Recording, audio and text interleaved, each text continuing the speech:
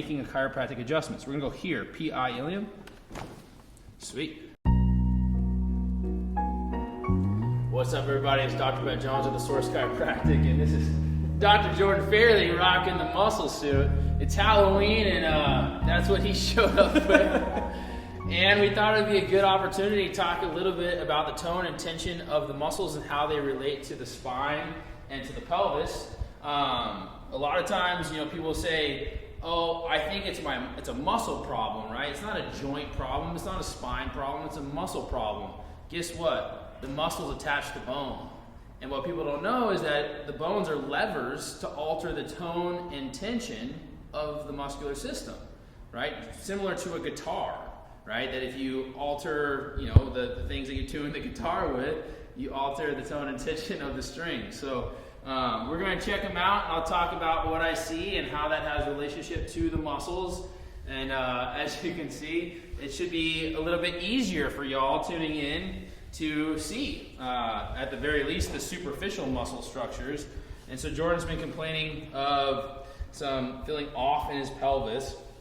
And sure enough, when we connect, I do feel like a base posterior sacrum.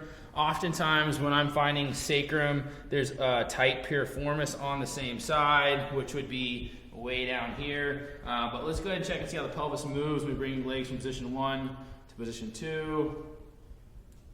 There's a little bit of restriction on the right side. So also a potential of a PI ilium on the right side. PI ilium, so if it's posterior inferior, so the ilium will rock back like this. When that rock back happens, I often find a tight hamstring. So here you can see the outlines of the hamstrings. And so bringing that to a better position, you don't put as much tension. Tension is pulling away on the hamstring muscle.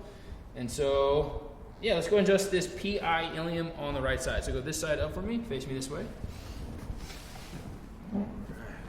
So Dr. Jordan is currently one of the lead associates at the Source Chiropractic. He's been with me almost 4 years, right? Yeah, brother.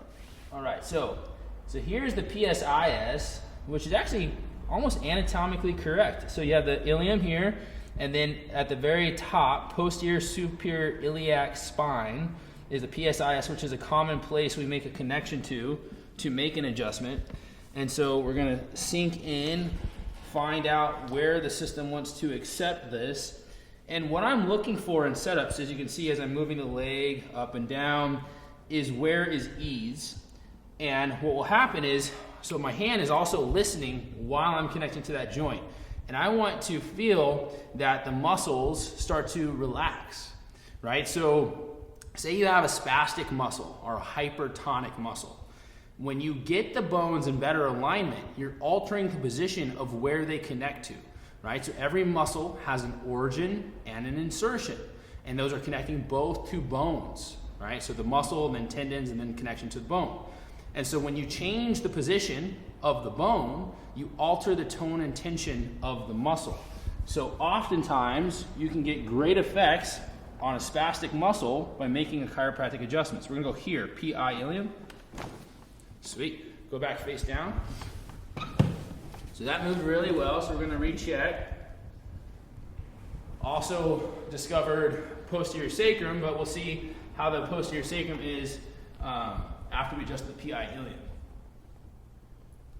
Actually a lot more symmetry, and so what I'm looking for is as I bring the heels up, you can get a slight hamstring and glute contraction. Is it symmetrical? And so right now, very symmetrical, heels are going and approaching the glutes with symmetry as well. There's not more resistance on one side. So that adjustment was perfect. No need to adjust the sacrum. And so one of the principles of chiropractic is to only do what is needed, right? To be as specific as possible. Discovering the primary subluxation. So a lot of times what happens is you'll have multiple compensations due to a few primary or one primary subluxation. Go ahead and lay on your back. So that was a T6 adjustment.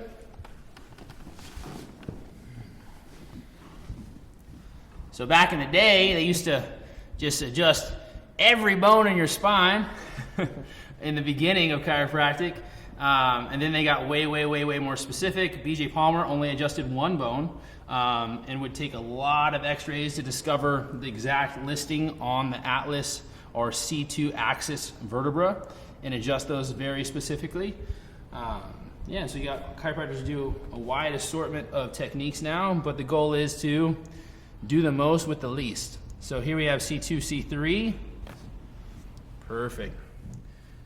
Oftentimes I find when you have an upper cervical misalignment, that can alter the tone and the tension, not just of the suboccipital muscles at the base of the skull, but also the trapezius will engage, and or you can get scalene action. Levator scap is one that connects to the posterior part of the atlas.